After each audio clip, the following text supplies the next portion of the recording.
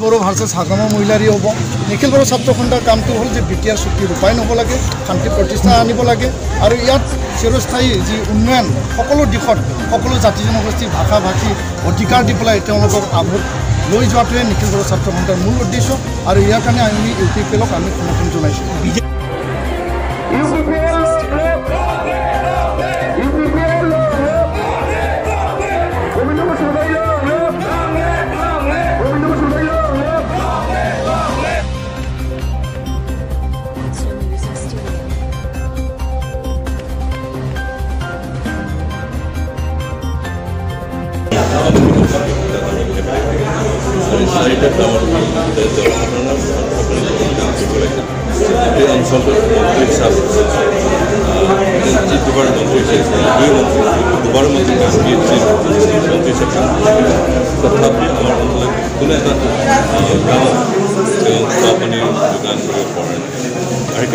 ৰাইজৰ ওপৰত অসন্তুষ্ট সেইকাৰণে মোৰ বিশ্বাস ৰাইজে দিব যিমান বেলেঞ্চ গোটেই সামগ্ৰিকভাৱে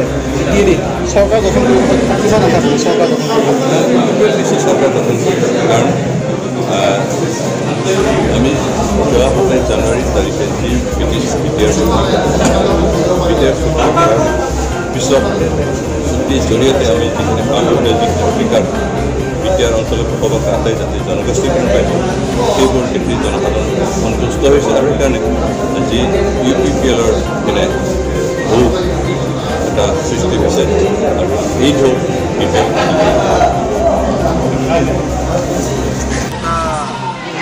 जानानै नमिनेसन होबाय दिनै नैबे बोथोराव इउपिपिएल गौता समष्टिया देरहानाया 100% जाफैबाय मानो होनोब्ला बिपिएफनि थांनाय 15 बोसोराव जाबायदि बिथांमोननि सासन खालामनाय बेखौ गाज्रि मोननानै दिनै गौता समष्टियाव आंजों लोगोसे गुबुन गुबुन हारि माहारिफोरा लोब लोब ओंखारबोदों बिथांमोननि ओंखारनायावनो आङो दिनै जोबोद गोजोननाय मोनदों आरो आंनि देरहानाया 100आव 100% रोखा जाबाय। नैबे 37 नं धोनस्रि समष्टिनि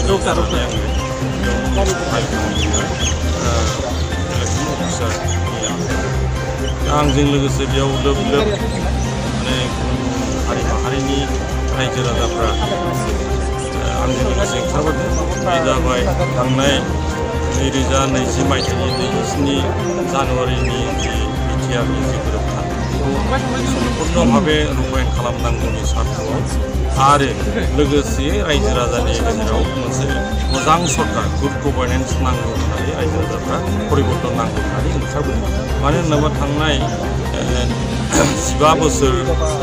बिटिआरआ जि सासन खालामबाय बे ओनसोलाव जेसेबांखिनि डेभेलप जानांगौ बे खालि क'क्राझार बेस्टल' जादों बेनिफ्राय जेसेबांखिनि शिक्षा अनुष्ठानफोर जादों गासिबो क'क्राझारावनो गोसार दा बेखौ क'क्राझारजों कम्पेयार खालामनानै दिनै उदालगुरि बा बाक्साखौनो चिरांखौनो माने गासैबो बे ओनसोलाव दिनै जौगानायखौ नुवाखै आरो जेसेबांखिनि थाखा फैसा फैदों सरकारि सेक्टरनिफ्राय कारापसन जादों बेखौ रायजो राजाफोरा बेनिखायनो दिनैहाय बिटिआर चुक्तिनि दादि बर' रायजो राजाजों लोगोसे हारि माहारिफ्राबो बेयाव रैखाथि मोनगोन होननानै दिनै आवगायबोबाय आरो जोंजों लोगोसे फैबाय थानाय दिनाव एसे माने बिटिआरनि बासि हिसाबै जयै रायजो जानायनि आरो मोनसे मोजां सरकार दानायनि आरो मोनसे शान्ति सम्प्रिति जौगानायखौ लाबोनो थाखाय दिनै आवगायबोदों जायनि खारनाव दिनै रायजो राजाफोरा सात्र'नि रायजो राजाफ्रा गाव गावनो गारि लानानै सोरबा थाबायनानै सोरबा साइकेलजों गावखौनो जाफैनानै जथेस्थ'खिनि आंखौ उत्साहित खालामदों गोसोआव बोलो होदों निश्चय आङो बे इलेक्सनाव एप्रिल मासनि 4 जानुवारि जानाय जि इलेक्सन बेवहाय आङो 100आव 100% देरहागोन होननानै आं दिनै सियर जायो।